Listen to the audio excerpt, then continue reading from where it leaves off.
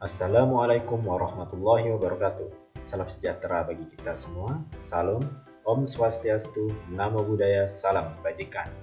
Hai rekan semua, di sini kami dari kelompok 1 akan menjelaskan hasil dari tugas mata kuliah Manajemen Aset dengan dosen pengampu Ibu Dr. Andus Janika Dwi Asri. Baik, pertama-tama izinkan kami memperkenalkan diri. Kelompok 1 terdiri dari 7 orang. Yang pertama, saya sendiri, Nindya Praja, Ahmad Furkon, NPP 300396, dari kelas E6, absen 2, jurusan Manajemen Sumber Daya Manusia, Sektor Publik, asal pendaftaran Bangka Belitung, beserta 6 rekan lainnya, yaitu Damiana, Aliaman, Fatur, Alia, Aditya, dan Daniel. Selanjutnya, di sini kami akan menjelaskan beberapa hal terkait pengadaan barang dan jasa. Terkadang kita bingung kan, apa sih tujuan dari pengadaan barang dan jasa? Jenis barang dan jasa apa yang diadakan? Dan siapa para pelaku pengadaan barang dan jasa? Serta apa sih tugas mereka? Nah, sekarang kita akan bahas satu persatu mengenai hal tersebut. Sekarang kita bahas apa tujuan pengadaan barang dan jasa pemerintah. Yang pertama, pasti tentunya kalau kita bicara pengadaan barang dan jasa pemerintah, adalah pemerintah itu membeli barang dan jasa yang akan digunakan untuk pelayanan masyarakat atau mendukung tugas dan fungsi dari instansi pemerintah tersebut guna menghasilkan barang dan jasa yang tepat untuk setiap uang yang dibelanjakan. Tepat di sini berarti kualitas jumlah, waktu, biaya, lokasi, dan penyedia, yaitu tujuan utama. Tetapi selain itu pemerintah juga mempunyai tujuan yang lain saat melaksanakan pengadaan barang dan jasa pemerintah. Apa saja misalnya? Yang kedua, yaitu adalah untuk meningkatkan produksi dalam negeri. Karena pengadaan barang dan jasa itu sebagian besar kalau bisa diadakan oleh penyedia dari dalam negeri, sehingga bisa meningkatkan produksi dalam negeri yang nanti pada gilirannya akan meningkatkan pertumbuhan ekonomi pada negara tersebut. Yang ketiga adalah untuk meningkatkan peran serta UMKM. Adalah suatu penyangga perekonomian yang penting di Indonesia. Kalau kita lihat sektor UMKM ini, sebenarnya kalau kita hitung proporsi yang merupakan penyumbang terbesar dari PDB kita, penyumbang terbesar yang merekrut atau menarik tenaga kerja yang menyerap tenaga kerja yang ada di Indonesia. Diharapkan mereka bisa menyuplai barang jasa instansi pemerintah, jadi bisa meningkatkan peran UMKM. Kemudian tujuan lainnya adalah untuk meningkatkan peran pelaku usaha nasional. Pemikirannya sama yang saya sampaikan tadi, untuk mendukung penelitian dan pemanfaatannya. Kemudian meningkatkan keikutsertaan industri kreatif, mendorong pemerataan ekonomi, dan juga untuk mendorong pengadaan berkelanjutan kita. Ini adalah tujuan-tujuan mengapa pemerintah melaksanakan pengadaan barang dan jasa pemerintah.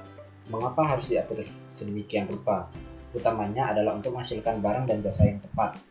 Tetapi pemerintah juga mempunyai tujuan-tujuan lain, tidak hanya menghasilkan barang dan jasa yang tepat, tapi juga bisa mendukung berbagai sektor tadi.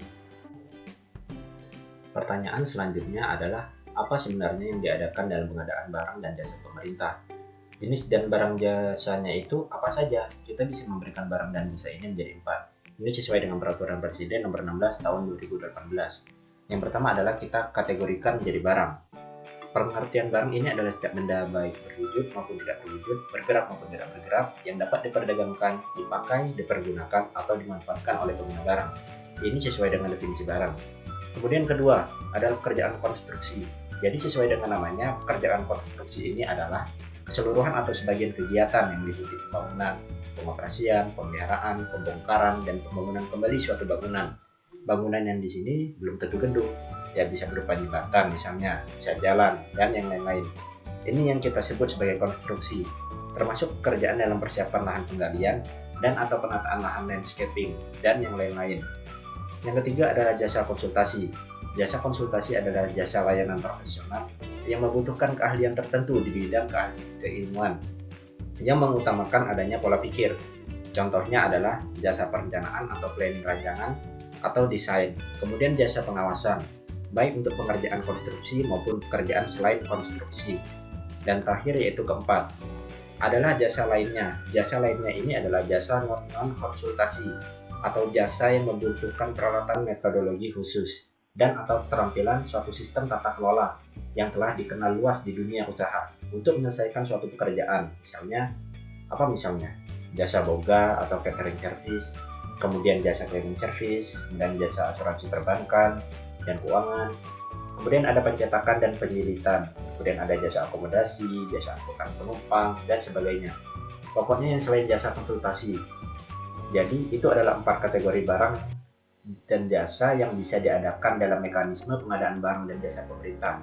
Bisa berbentuk barang, bisa berupa pekerjaan konstruksi, bisa berupa jasa konsultasi, dan juga jasa lainnya. Berikutnya adalah siapa yang terlibat atau menjadi pelaku dan pengadaan barang dan jasa pemerintah, serta apa tugasnya. Ini adalah beberapa pihak yang terlibat, yaitu pertama adalah pengguna anggaran atau PA. Berarti dia mempunyai kewenangan untuk menggunakan anggaran di KL, kemudian di perangkat daerah. Kemudian yang kedua adalah KPA, kuasa pengguna anggaran, berarti pejabat yang memperoleh kuasa dari pengguna anggaran untuk melaksanakan tugas dan wewenangnya beserta tanggung jawabnya. Kemudian yang ketiga yaitu PPK, yaitu pejabat pembuat komitmen, berarti pejabat yang diberi kewenangan oleh PA maupun KPA untuk mengambil keputusan dan atau melakukan tindakan mengakibatkan pengeluaran APBN atau APBD, itu PPK. Yang keempat adalah pejabat pengadaan. Pejabat pengadaan ini adalah pejabat administrasi pejabat fungsional atau personal yang bertugas melaksanakan pengadaan langsung, penunjukan langsung, atau e-purchasing. Pelaku selanjutnya adalah Pokja Pemilihan.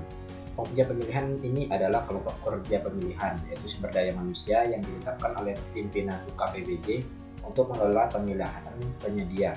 UKPBJ sendiri adalah unit kerja pengadaan barang atau jasa, yang merupakan kalau dulu merupakan transformasi dari unit layanan pengadaan atau kemudian pelaku yang lainnya adalah agen pengadaan. Agen pengadaan ini adalah UKPBJ atau pelaku usaha yang melaksanakan sebagian atau seluruh pekerjaan pengadaan barang atau jasa. Jadi si pelaku yang melaksanakan sebagian atau seluruh pekerjaan pengadaan barang dan jasa itu disebut sebagai agen pengadaan. Kemudian pejabat pemeriksa hasil pekerjaan. Sesuai dengan namanya, ini adalah pejabat administrasi atau pejabat fungsional atau personil yang bertugas memeriksa administrasi hasil pekerjaan pengadaan barang dan jasa. Kalau panitia pemeriksa hasil pekerjaan, kalau tadi pejabat berarti perorangan, kalau panitianya adalah tim yang tugasnya adalah memeriksa administrasi hasil pekerjaan. Kemudian penyelenggaraan swakelola, berarti tim yang menyelenggarakan kegiatan secara swakelola. Penyedia bagi pelaku usaha yang menyediakan barang atau jasa berdasarkan kontrak. Ini adalah 9 para pelaku dalam pengadaan barang dan jasa pemerintah. Baik, sekian presentasi dari kami. Jika ada kesalahan, mohon dimaafkan. Terima kasih telah menyaksikan. Jangan lupa untuk like, comment, share, and subscribe.